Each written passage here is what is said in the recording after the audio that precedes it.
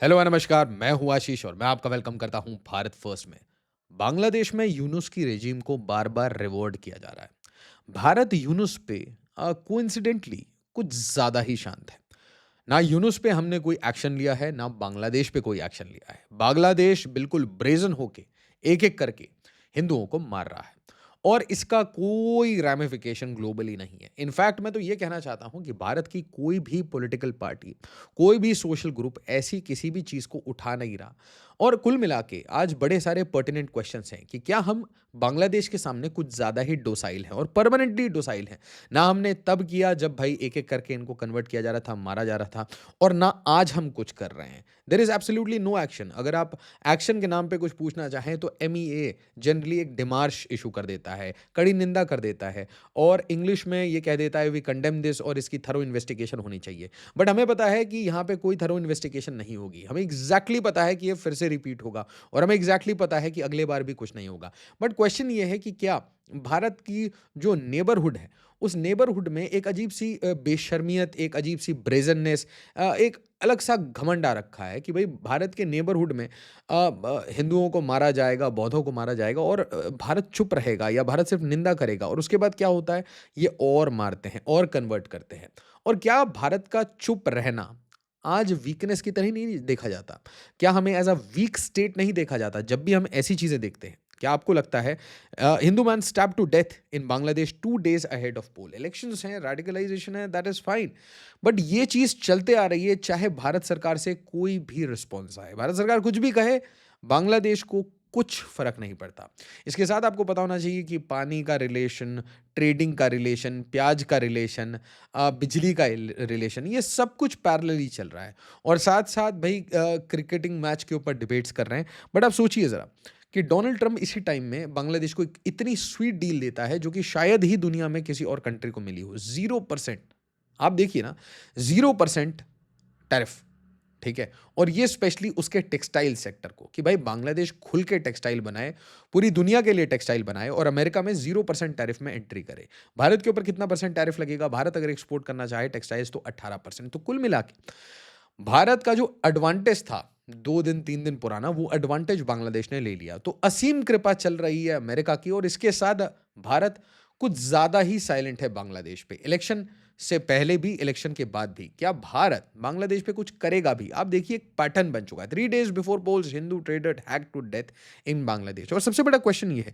कि अगर भारत सरकार नहीं करेगी तो फिर कौन करेगा?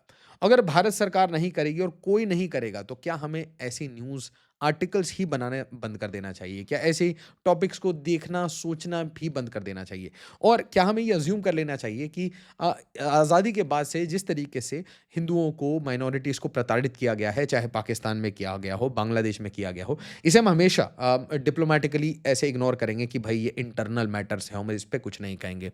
या हम सिर्फ़ मूवीज़ बनाएँगे धुरंधर जैसी और एक्चुअल धुरंधर जैसे काम की जहाँ ज़रूरत है, वहाँ पे हम साइलेंट रहेंगे। ये बड़ी सीरियस इश्यू है क्योंकि बार-बार हम ये पैटर्न देख रहे हैं, चाहे चिन्मय कृष्ण दास देखिए, रामकृष्ण मिशन देखिए, इस्कॉन देखिए, इन लोगों को कभी टेररिस्ट ऑर्गेनाइज़ेशन बोला जाता है, कभी इनके लोगों को जेल कर दिया जाता है, कभी उन्हें मार दिया जाता है। ये सेम हालत बुद्धिस्ट के साथ है, ये सेम हालत दलितों के लिए है। बट अनफॉर्च्यूनेटली आप देखिएगा भारत की कोई पॉलिटिकल पार्टी इन चीज़ों को बिल्कुल इंटरेस्ट नहीं देखती। इनफैक्ट कुछ लोग तो मैंने देखा ये भी कंपेयर कर रहे थे कि भारत को बांग्लादेश से अच्छी डील मिली है। इनफैक्ट मैं आपको ये बताना चाहता हूँ कि बांग्लादेश इकोनॉमी वाइज़ और trade wise there is no comparison. उसके बाद भी बांग्लादेश के टेक्सटाइल वो अपने लेबर लॉज़ को ट्वीक कर करके है ना उसका गलत इस्तेमाल करके अपने चीप लेबर को यूज़ करके बहुत बड़ा एक्सपोर्टर बन चुका है और भारत के टेक्सटाइल मार्केट को इंडस्ट्री को डायरेक्ट चैलेंज करता है। और उसके बाद भी आप देखिए कि पहले हमें 18% का रिलीफ मिला था, अब इनको 0% का रिलीफ मिल गया और रिलीफ मिलते ही इन्होंने क्या किया, हिंदू को मारना शुरू कर दिया। तो ये देखिए Hindu businessman was stabbed to death in Bangladesh incident happened just 2 days before elections the killing was triggered fears over minority safety. अब देखिए माइनॉरिटी की बात नहीं, अब ये बात है कि भारत को वो चिढ़ाते रहेंगे, ऐसे चिढ़ाते रहेंगे, चिढ़ाते रहेंगे और भारत को एक चीज़ तय करनी पड़ेगी क्या कि क्या हम एक डोसाइल स्टेट है जिसके आस-पास के छोटे-छोटे नेबर वो कुछ भी कहेंगे, कुछ भी करेंगे और हम बोलेंगे, "अच्छा ठीक है, छोटा बच्चा है, माफ़ कर दो।" कब तक? What is that threshold limit?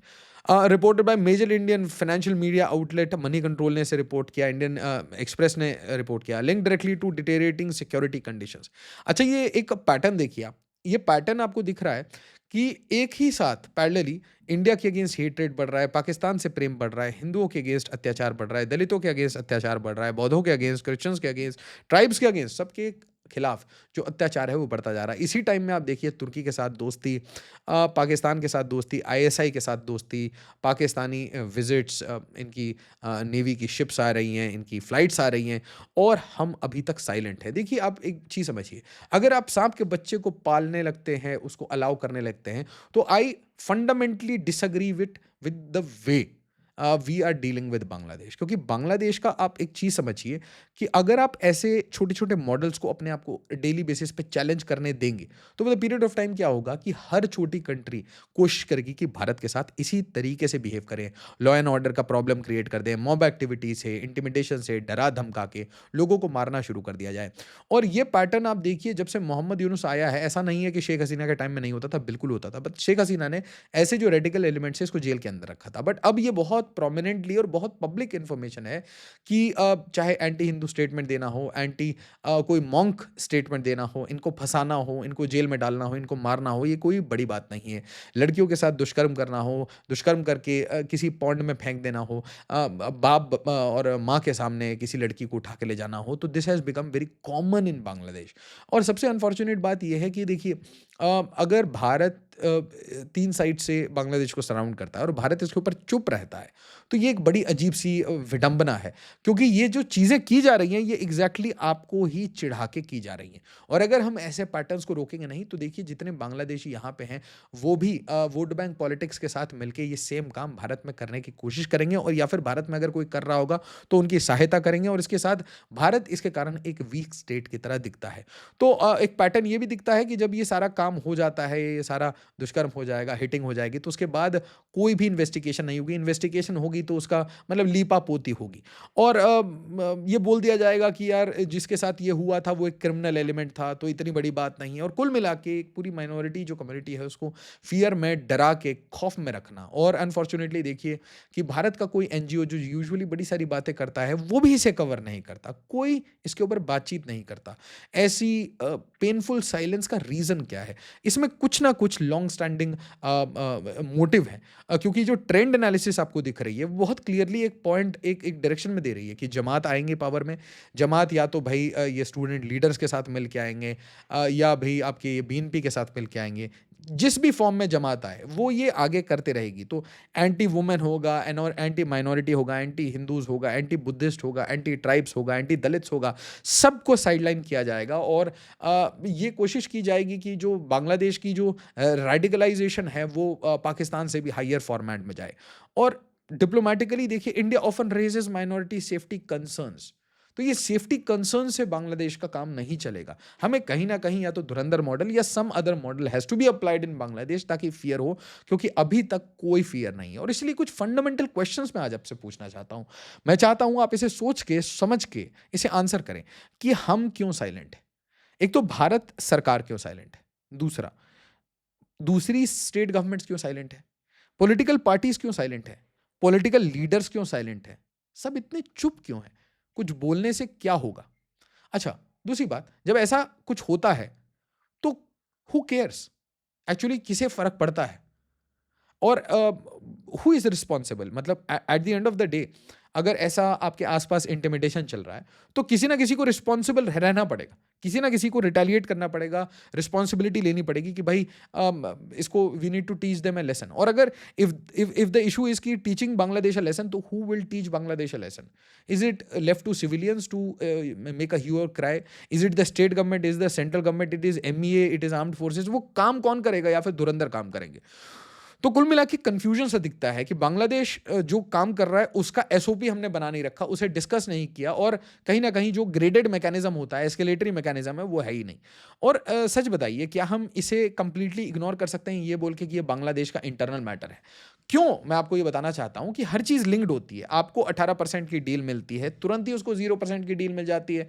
White house में ऐसे कौन से लोग बैठे हैं जो कि मोहम्मद यूनुस को इतना सपोर्ट कर रहे हैं? और भाई अगर वो सपोर्ट कर रहे हैं तो उसकी लॉबी इतनी स्ट्रांग कैसी है? इतनी बड़ी इकोनॉमी होने के बावजूद हम उसकी लॉबी को क्यों नहीं काट पा रहे? और इतना स्ट्रांग लॉबी, इतना सारा फंडिंग होने के बाद भारत ये क्यों नहीं कोशिश कर पा रहा कि सिर्फ आप छोड़िए बांग्लादेश, आप छोड़िए पाकिस्तान, सिर्फ मोहम्मद यूनुस ग्लोबली आइसोलेट हो जाएं, क्योंकि दिस इज़ वेरी इंपॉर्टेंट। अगर आप ऐसे रेडिकलाइज लीडर्स को, कभी उधर आप आसिम मुनीर को अलाउ कर रहे हैं, कभी इधर मोहम्मद यूनुस बन रहा है, तो ऐसे सांप को आप धीरे धीरे अलाउ करते हैं, तो धीरे धीरे डेमोक्रेटिक स्पेस में ये बड़े सांप बन जाते हैं और ये आके आपको ही डसते हैं।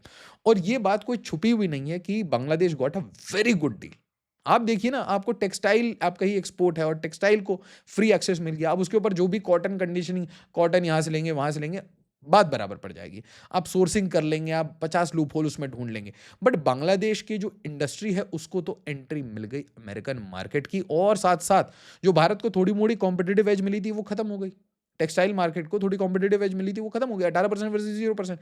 उसके साथ साथ ये इतने ब्रेजन हैं कि कभी ये मंदिरों पे अटैक करेंगे, कभी गिरजाघर, कभी भाई ये दुर्गा पंडाल। और उसके बाद India remain silent, Indians remain silent, NGOs remain silent, reports are not there, politicians are silent, political parties are silent. Why so silent? क्या हो गया है?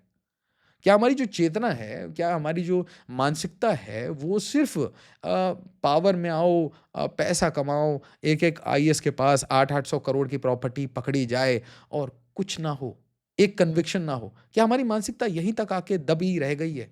क्या भारत की ब्यूरोक्रेसी उसको खत्म करते जा रही है? क्या भारत की चेतना मर रही है because of this complete focus on corruption? Serious questions हैं, सोचिएगा और जरूर बताइएगा कमेंट्स में। एज ऑलवेज, जय हिंद, जय भारत।